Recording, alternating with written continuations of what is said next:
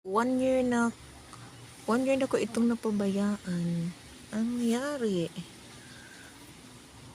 Mayroong nakasingit na alien sa aking mga cactus. Ito, tinanim ko 1 year ago, mga lemon cactus. Oh, 1, 2, 3, 4, 5. Dito, dumami.